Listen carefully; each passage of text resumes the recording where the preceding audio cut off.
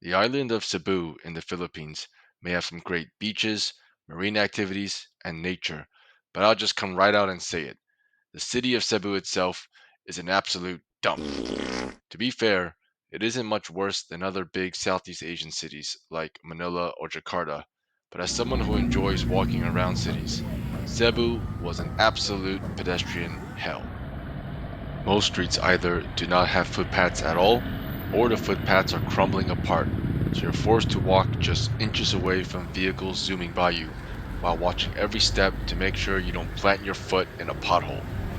By the way, basketball is the most popular sport in the Philippines, and I was mesmerized by the mix of footwear people play in, including this guy who's completely barefoot.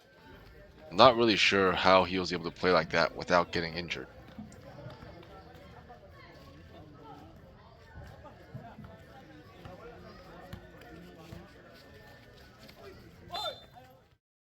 There is so much poverty and destitution on the streets, including people passed out in broad daylight, little kids begging for money, and this poor mother and her three kids on a busy street corner, one of whom was completely naked. By the way, the general consensus is do not give money to child beggars, as it's likely they are being forced into it by crime syndicates.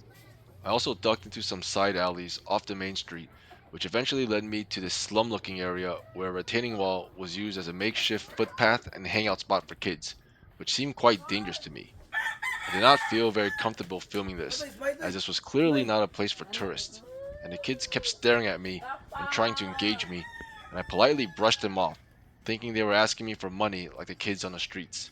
But actually, they were just friendly locals wanting to take a picture with the visitor, so Alright. eventually I obliged.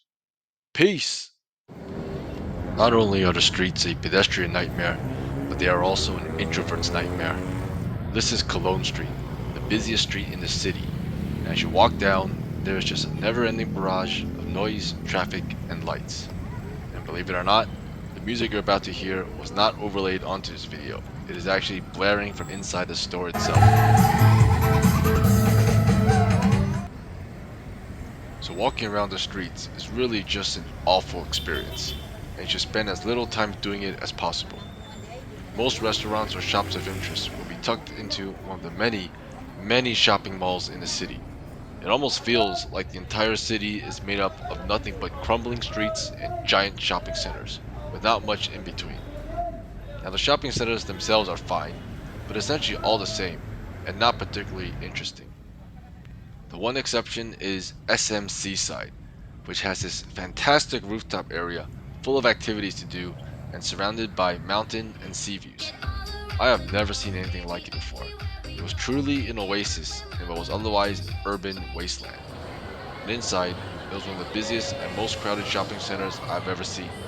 Probably a testament to how much more attractive it is to shoppers compared to the other shopping centers. And if you're tired of shopping and want to get a bit of exercise, there's a pickleball court right outside. One constant, though, no matter how nice the shopping center was how bad the food was.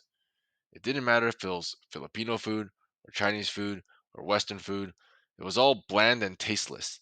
And literally every other meal had me going to the toilet afterwards, if you know what I mean. There was even one incident where I bought some instant ramen at a 7-Eleven, ate it right before going to bed, and then woke up a couple hours later and had to rush to the toilet and felt my urinary tract burn up. That really freaked me out, and I wasn't sure if I needed to see a urologist or something, but fortunately, I went back to bed and was fine the next morning. Now, I might have expected something like that from street food, but not prepackaged food from an international convenience store. So it really made me question the overall food safety and food quality in the Philippines. Another travesty I did not expect from an international chain was this chizza from KFC, which, as its name suggests, is essentially a pizza with fried chicken rather than dough as the base, which, as an American, sounded really good to me, but the actual product, as you can see here, was an absolute abomination and made my childhood New York City public school lunches seem like Michelin star dining. I really do not understand how an internationally known brand such as KFC can put out something this bad. On a positive note, while the food was horrible, most drinks and shakes and ice cream I had were actually really good. Certainly better than what I've had in the US and even most Asian countries. So, moral of the story is savory bad and sweet good. Just remember that and you avoid disappointment. To be fair, there were a couple other things in the city worth visiting. Fort San Pedro was quite nice to take a walk through, with the top of the fort having a nice mix of big cannons and big trees.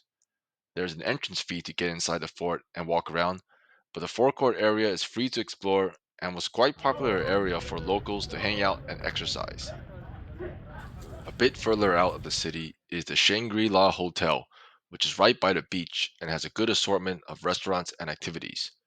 I arrived after dark, so didn't really get to enjoy the beach very much, but I did enjoy a nice buffet dinner and show. You don't have to be a guest to enter the hotel grounds and eat at the restaurants, but bear in mind, this is a 5-star hotel, so expect to pay quite a bit more here than at restaurants in the city. To me, though, it was worth it.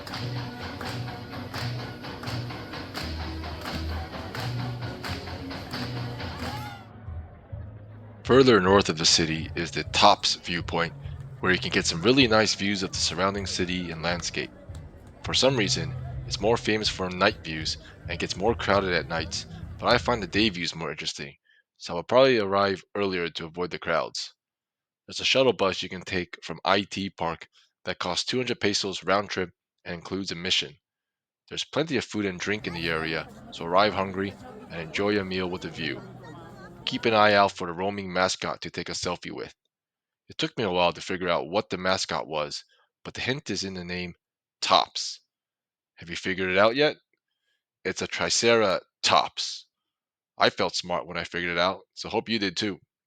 And sorry to ruin the magic, but here's what the mascot looks like when he goes for a break. The furthest I went outside the city was to Bolhol, an offshore island reachable by ferry, or you can book an organized day tour, which is what I did. It's famous for the Tarsier, the world's smallest primate. You can walk through the reserve and see them, although they are nocturnal, so don't expect them to be very active during the day. This is a super zoomed in photo I got of one of them, which reminded me of a gremlin. Apparently, their eyes are bigger than their brains, so they're not really smart animals. I also found it ironic how their claim to fame is being tiny, yet they have a giant stuffed figure at the entrance to take a selfie with. Go figure.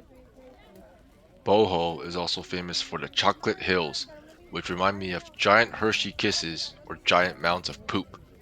Obviously, they are not chocolate or poop, and they can turn a bit green with grass during the wet season. It was pretty wet and rainy when I was there, so at least I got to see both brown and green hills. I would say the highlight of Boho was the Jungle River Cruise, where we enjoyed a nice buffet lunch on a boat while cruising down a river with live music in the background. I really liked the turquoise water and jungle trees. It's really different from anything I've seen back home in Australia and the US. The rain added a nice touch as well, as it contributed to this nice tropical jungle vibe. So overall, I wouldn't say I disliked my trip to Cebu, but I wish I had done some research earlier and chose somewhere to stay outside the city. I was there for 1 week, and by the end, I couldn't wait to leave. So what do you think? Is Cebu City as bad as I say it is? And where would you recommend to stay? Let me know in the comments below. Thanks for watching. See you next time.